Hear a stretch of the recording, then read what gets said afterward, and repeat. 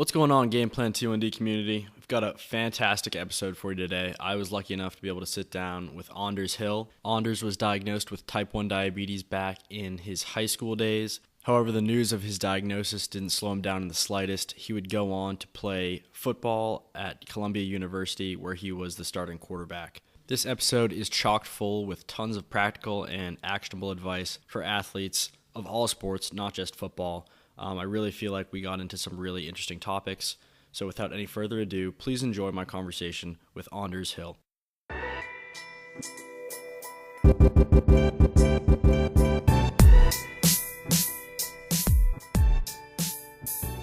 All right, guys, so welcome to the Game Plan T1D Podcast. Today on the show, we have Anders Hill. Oddly enough, Anders and I met each other back about, 2 weeks ago now at the Campbell Trophy Summit out in Palo Alto. We were at Stanford University, and I saw him doing something underneath the table, and I was like, well, I think that might be an insulin pen, and sure enough, fellow diabetic. So, Anders, welcome to the show, man.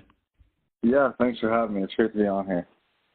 So, in listening to that other podcast you were on, Diabetics Doing Things, and big shout out to Rob Howe. If you haven't listened to his podcast, go check it out. That's Diabetics Doing Things. I was really interested to hear sort of your diagnosis story and to juxtapose it with what I went through. I was diagnosed when I was 5. So I grew up with diabetes sort of being my life. I didn't know anything other than that.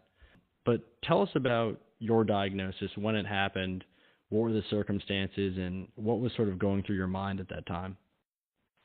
Yeah, definitely. So like you said, I mean, for me, it was kind of a different story. So I actually got diagnosed with type 1 diabetes when I was a sophomore in high school, and I want to say February. So we were just getting going with the baseball season, off-season training, hitting the cage and stuff. And, I mean, before you get diagnosed, you can't really tell, but I mean, you're kind of constantly drowsy. And I mean, I was drinking at least like 3 big water bottles a class period, just had constant cotton mouth, always thirsty. I mean, me being an athlete, I just kind of thought I was dehydrated or something.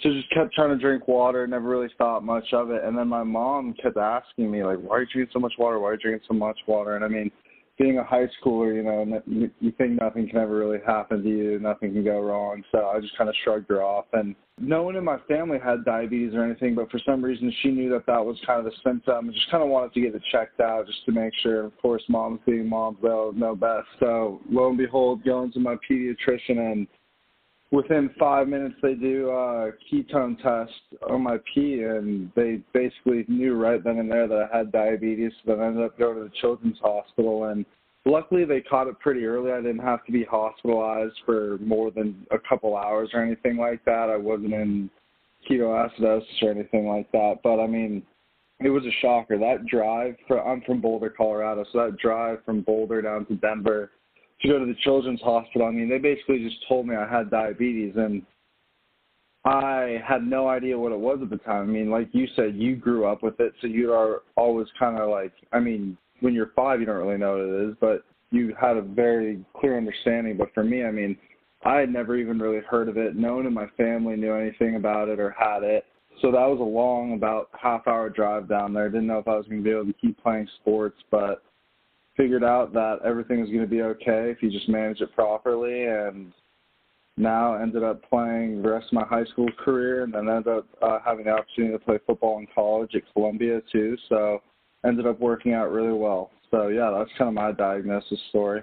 Mm-hmm. That drive over, were you just rapidly Googling on your phone, like, just what is this thing, or was it more, I'm just going to wait and hear what the doctors have to say?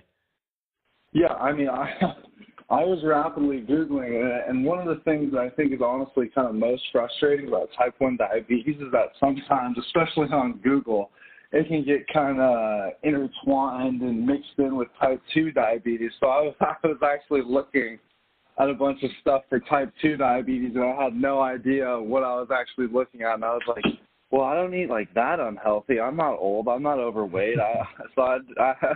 I had no idea really what was going on, but yeah, it was just a real period of uncertainty for me. But I think that when I got to the Children's Hospital, they did a great job of kind of calming me down and really laying out what was going on and how we're going to attack this and just kind of developing a game plan.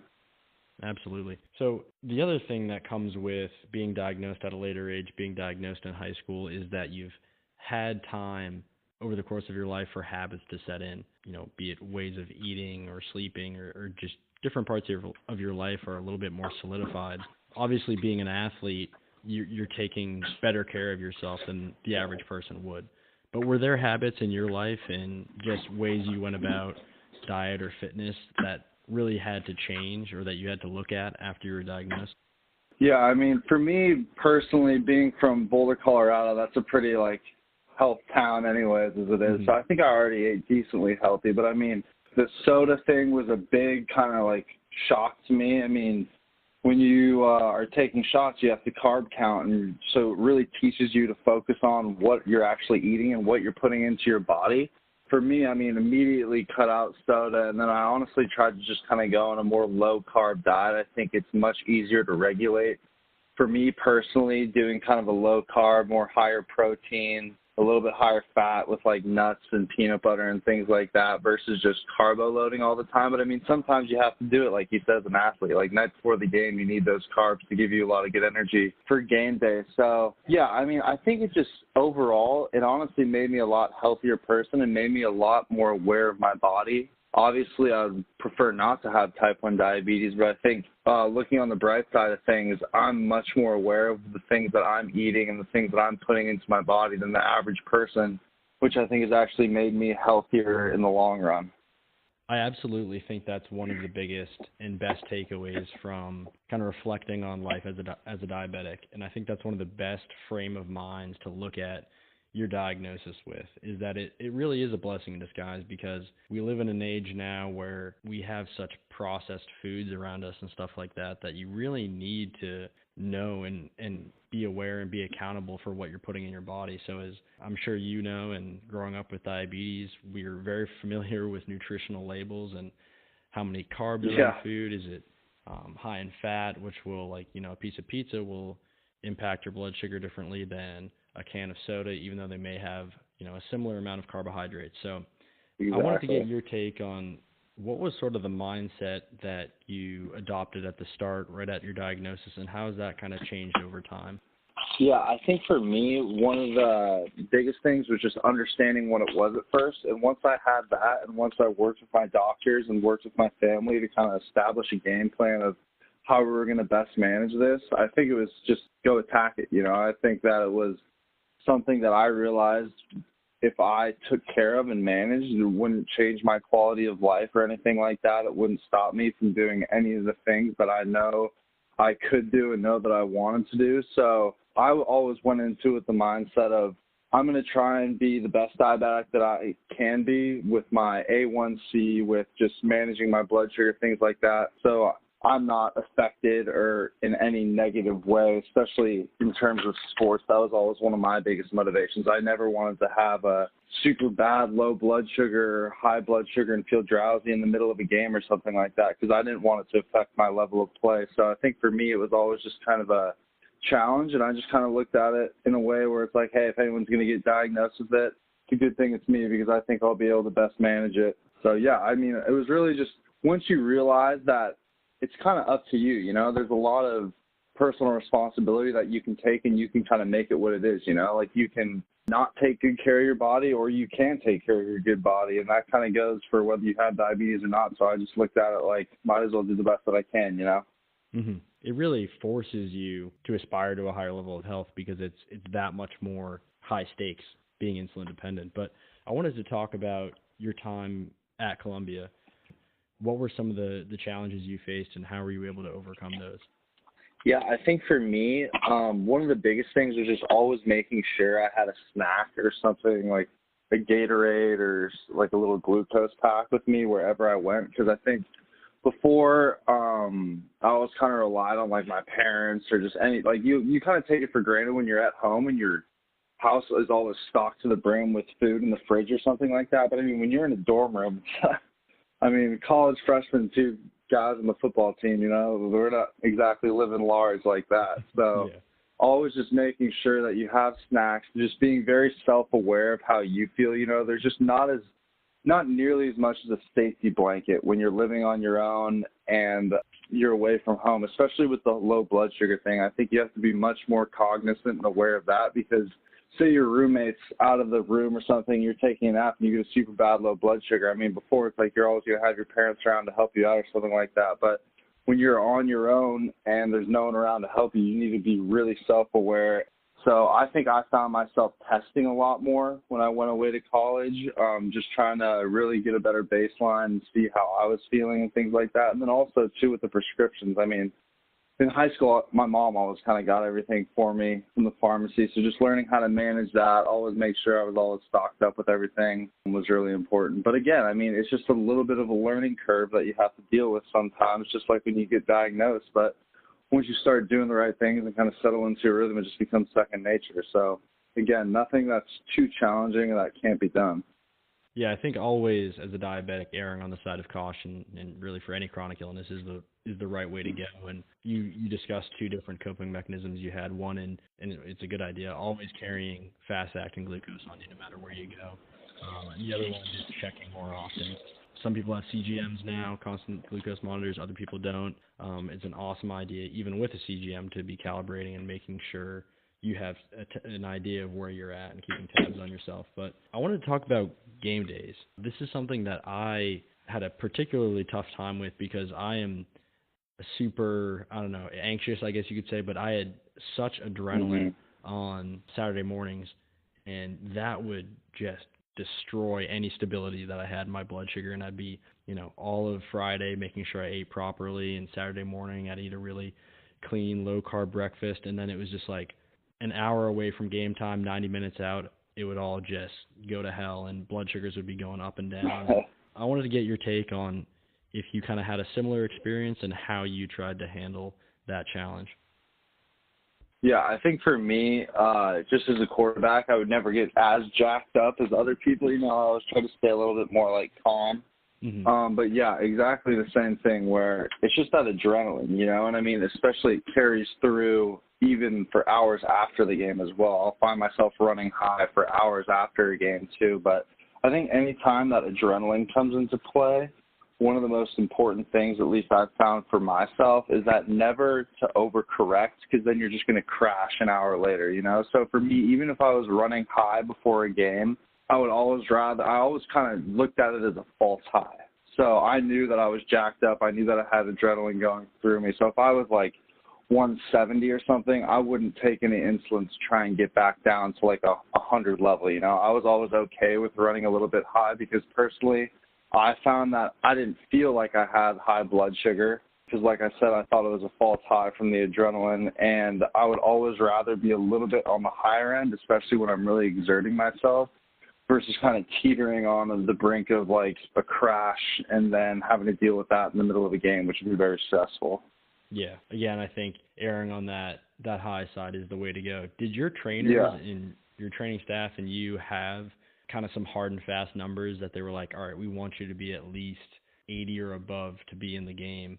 Was there any sort of system in place like that you needed to hit certain marks? No, not really. I mean, with my trainers, they always kind of deferred to my judgment because I was the one that had diabetes for 4 or 5 years running up to that. So I think they trusted me and trusted how I was feeling. So I would test during the game probably once a quarter, and I always found myself to be pretty level and stable. I never really had a problem with it. I honestly never had to really take insulin, or I'd always sip on a Gatorade now and then during the game just to make sure I was running a little bit on that higher end like we talked about. But with the training staff, obviously they were very aware that I had diabetes, and they'd always have glucose packs with them and an extra meter with them. And I mean, sometimes you kind of lose track of time in the middle of the game, so they'd check up on me, ask if I tested, help me out with that. But no, there was never really a mark I would have to hit to be able to go back in the game or anything like that. So for me, I think I had a great training staff that always looked out, and I think it was good of them to just kind of defer to my judgment. And I think I was pretty self-aware with how I was feeling too. Yeah, I think, and I wanted to continue talking about your reliance on the training staff, because I think for me, it took some time for me to fully open up to the training staff. And I think I was overly independent with my diabetes care. Like, you guys aren't going to understand. I'm the one who's been living with it for 15 years, and you're not going to be able to add value to this situation. But I really think that strategy totally backfired, because keeping them in the dark is just the wrong idea, whether it's they're not going to have glucose tabs on them out on the field, or they're just not going to know where I'm at during a game or during a practice. So what was it like for you starting to rely on that training staff? Yeah, I think when you're in high school and when you're at home, I mean, everyone's kind of aware of your situation. Like, you have your close group of friends, you have family.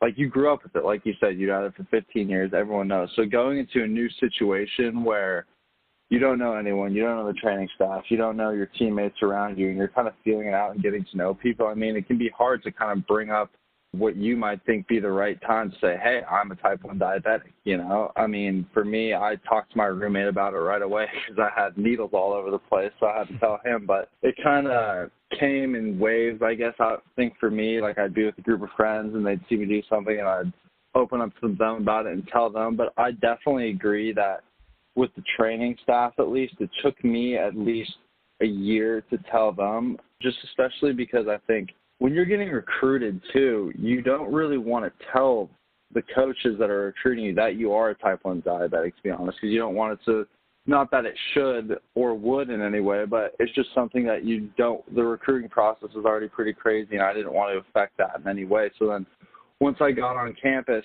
I was a little weary about how do I bring this up, what do I do here, and then it was actually into, like, I think, because we had to be there for the whole summer, so then it was probably in like week 3 or something of my freshman season, and I had a low blood sugar during practice one day. And I was like, hey, like, I need you. Where's the Gatorade? They pointed me in the right direction.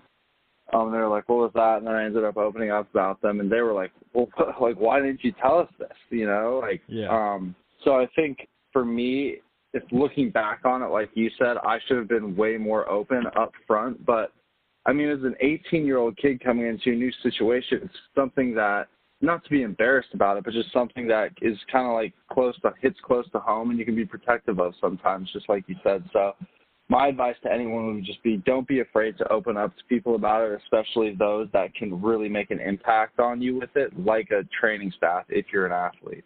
Yeah, I think especially in football too, you have this like macho culture, and it's like, nah, there's nothing that's going to hold me back from going out and just, whether it's 2-a-days during training camp or during a game, it's like nothing's going to hold me back. And actually being vulnerable is way more advantageous in the long run to having a successful career than, just trying to carry that burden solely on your own back. But you brought up an interesting topic. And everyone's there to help you too. Everyone's there to help you. So it's not like, like that's their job. So even though sometimes you can seem like you might be burdening them or something like that, they want to help and they're there to help. Mm-hmm. Yeah, it sounds like that was the reaction they had when you told them. It was like, why did you wait all this time? Because like you said, that's their sole purpose. Yeah. But yeah, you brought up an interesting topic, and it's something that I've discussed a lot on this podcast with our guests, and it's the fact that type 1 diabetes largely, especially with the technology that's out there right now with CGMs that run to your phone through Bluetooth and insulin pumps that are wireless and that run to a PDM that kind of looks like a cell phone, this chronic illness, diabetes, is and can be invisible to the outside people and the people that don't really know us closely. I remember our first game, we were on the road, and I did a shot in the locker room. I was back on pens at this point, and everyone's looking at me all wide-eyed. And, sure, like my roommate and a few of the guys I was close with back then knew that it was insulin, but everyone else was like, yo, is this kid shooting up like with steroids in the locker room? Like, this freshman man, like, what's his deal? But I wanted to ask you, do you feel like there's an obligation as a diabetic athlete, even more so, to be sort of vocal and sort of self-advocating about your own diabetes, to try to be an inspiration to other people and to try to just let them know that they're sort of not alone in their diabetes? What's your take on being demonstrative with your treatment? Yeah, I think as I've gotten to or learned more and more about it, and as I've gotten more comfortable with my situation with it, I think that's definitely true. And I've found myself to be more demonstrative about it. I mean, even starting work now, within the first couple of days, like, I wasn't trying to hide it, you know. Usually what will happen now is I won't really go out of my way and bring it up out of the blue to tell someone, but I won't hide it. So, like, I'll take a shot at my desk, kind of just out in the open and do whatever, and then someone will be like, hey, what's that? And then I'll take 5-10 minutes to explain it to them, and they'll be like, oh, okay, great. Like, if there's anything I can do to help, let me know. And that happened with my boss the other day. Our head of corporate strategy, his daughter actually has type 1 diabetes too, and I had no idea. So I think when you are more open and demonstrative about it too, you kind of like grow that network, and you actually find out that a lot more people than you think know about type 1 diabetes. They know someone who has it. They know someone who's affected by it, or they themselves might have it, like you and I found at the conference this weekend. So I think that being demonstrative about it, speaking up about it, setting a good example for maybe younger people who are just learning about it and who do have it, I think can be a really powerful thing. And I mean, to be honest with you, I bonded with my new boss over that, and we're going to do a JDRF walk here in the fall. So, I mean, it's great. You know, I think the more you can kind of grow that community and educate more people about it, the better.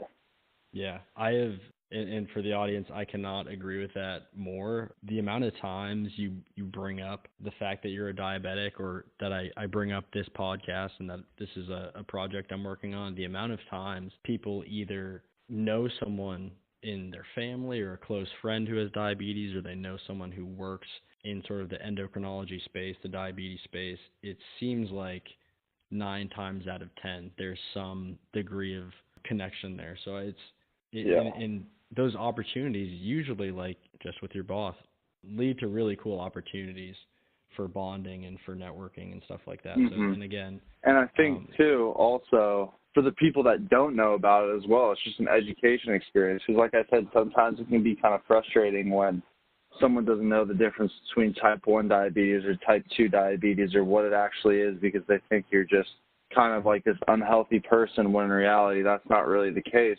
So for me, I think I actually really enjoy talking to someone about it too, who had no idea about type 1 diabetes going into it, because then I educate them on it better, and then they now have a better idea about diabetes going forward, and it just kind of like raises awareness for the whole situation and for the disease as a whole, you know? Absolutely. So has someone ever told you you look too healthy to have diabetes? Yeah. That's happened to me many times. There's actually one time in my, it was in one like business class I was taking in school, but it was for like this diabetes, it was this case study on some diabetes thing. I can't really remember exactly what it was, but it was a type 2 diabetes drug that they were referring to, but they never in the case study distinguished between type 1 and type 2.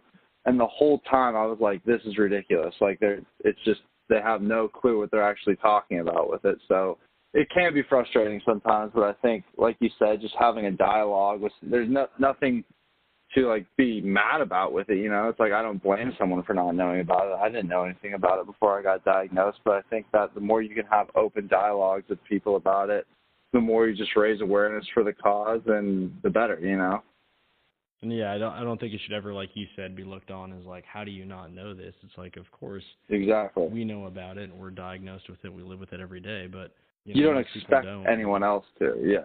Yeah, absolutely. And it's a great, like you said, opportunity to look at it as a chance to educate someone. But I wanted to go back to your Columbia days, and you're talking about some different support networks with the training staff there, but you also were in sort of a unique situation where one of your teammates, Kyle Kastner, was also a type 1 diabetic. Talk about how you guys sort of, figured out that you were both juvenile diabetics, but also what was that relationship like, and being able to kind of lean on him and having him lean on you during certain times? Yeah, so I knew that we had to, because he was in the grade below me, so I knew that we had recruited another diabetic player because I talked to him when he was on his recruiting visit when I was a freshman. He was a senior in high school. So there was this kind of like this ongoing running joke amongst all my friends on the team, like, what are we just like recruiting all diabetes players now? Like, what's going on here? Like, but no, it was a great experience for me, like you said, because I personally had never really known anyone else my age who had type 1 diabetes. Like, obviously I had met people at Barbara Davis Center, the Children's Hospital, something like that. But no one I had a real close relationship to that I could kind of have a dialogue with and be like, oh, when you're running high during a game, what do you do? Or go back and forth and kind of just hear their thoughts and hear their best practices and what works for them in different situations. So it was actually great having him come on the team. And I mean, you know, again, it kind of adds, not that it's something to rely on. You should always kind of have your own stuff and be prepared, but having another little layer of a safety blanket with him on the team, I mean, sometimes, I have a blood sugar, forgot something to eat. Kyle, do you have a Gatorade in your locker? Do you have glucose in your locker? Oh, yeah, here, go ahead, take this. So just having another person who kind of really, really understood what I was going through was great to have. And just, like you said, having dialogue back and forth, having open conversations, it was great. And I think Columbia's football team might be one of the most enlightened about diabetes in NCAA. So yeah, that's awesome. So now we were talking before we started recording here about how we're both washed up now. I use that term affectionately, but so what is the game plan going forward now that, you know, we're both done playing football? How are you planning to stay active? And obviously fitness and exercise are such crucial parts of maintaining stable levels of blood sugar. What's your strategy going forward? And, you know, with a very demanding job, how are you going to try to balance all of that? And what's your strategy for exercise and staying fit going forward?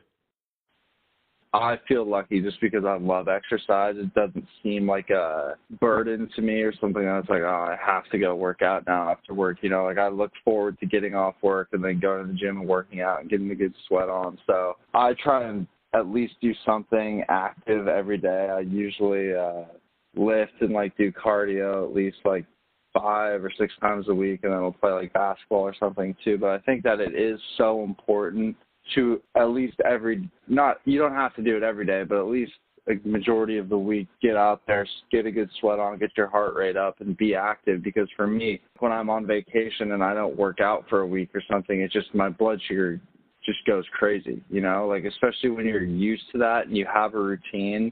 I think that's so important to do. And when you do develop a very kind of regimented routine, it just makes it easier to maintain good blood sugar levels because it becomes regimented. It becomes kind of like your body gets into a rhythm and gets into a sync of, all right, this is how much I'm going to be exerting myself. So then you end up taking the same amounts of insulin every day. And I think it's just good practice for regulating blood sugar. So for me, I really prioritize it. I think it's one of the most important things for regulating my diabetes and also just kind of like keeping me sane when you're sitting at a desk for 12, 13 hours a day. Man, give you credit. That's tough. But on that sort of message of advice, we like to ask this question to all of our guests. If you could send a message to the diabetic community, perhaps to someone who is just diagnosed or someone that's having a particularly tough time managing their diabetes right now, what would your message be to that community and why? I think for me, it would just be reach out to as many different diabetics as you can and hear their stories. I mean, I listened to a couple of your podcasts before this, and like you said, did the Diabetics Doing Things ones. And I mean, it's easy to kind of live in a shell, live in this bubble with diabetes. But I think that if you do as much as you can to reach out to people, hear their stories, and learn as much as you can about type 1 diabetes, it just really broadens your horizons, and you realize more and more that it can be kind of a blessing in disguise with being more aware of your health and eating better and exercising more. And it won't hold you back at all. I mean, look at you. You played college football, and now you're doing this great podcast. So I think you're a prime example of looking at it in a very positive way and doing the most with it. So I think to anyone who's struggling with it or just got diagnosed, I think it's very easy to get down on yourself and be like, why me? Come on, like, this is just such a hassle. This is such a burden. But when you have dialogues with people, you reach out, you can understand better and better each day and learn more that, this is something I really can manage, and it doesn't have to slow me down at all. Because look at all these other things people are doing. And also hearing that others have gone through the same kind of struggles and questioning that you have, it makes you feel a lot better, because sometimes it's like, am I the only one dealing with this? No, there's a whole community of people out there that have been through what you've been through and are here to help. I love it. That's awesome, man. And yeah, I think it's like, we talked about how diabetes can be advantageous from just your own making sure your health is so dialed in and being accountable for what you're fueling your body with from a food standpoint. But it's also like, just from a community standpoint, it's really nice to be part of this diabetic community and this sort of diabetic athlete community, because there's some really cool people in it. And I would definitely endorse your message. Just like, go out there, go online, search diabetic athlete, and there are so many just inspirational stories out there. And there's no need to feel alone in the process. We all go through different challenges and tough times, but the amount of success that people are having out there with type 1 diabetes is just astounding, and it's awesome, and it's uplifting, and just seek out those stories and be inspired. So my last question I got to ask, you said on the Diabetics Doing Things podcast that you're a Jay Cutler fan. I'm going to give you 30 seconds to justify that. I mean, he's diabetic for one, type 1 diabetes, so had to be a Jay Cutler fan, of course. But no, I just think I don't know, it's just cool to see someone who's played at the highest level with diabetes. And I think even though he can come off as kind of a grouch sometimes on Sunday Night Football or something like that, I think that the more I've researched him, he's actually done a lot of great things for type 1 diabetes. So I love to give Jay Cutler props and root for him whenever he's playing. Yeah, I think he has a scholarship program that I applied for back in the day. So, yeah, would actually love to have Jay Cutler on the program. No hard feelings Come on, that Jay. guy at all, just giving him a hard time. But that's awesome, man. So, Anders, thank you so much for coming on the show, man. It was a pleasure meeting you out at Stanford and a pleasure talking to you tonight. Thanks so much for coming on the podcast. I appreciate it. No problem, Sam. Glad to be on here. I am Anders Hill. I have type 1 diabetes, and I have a game plan.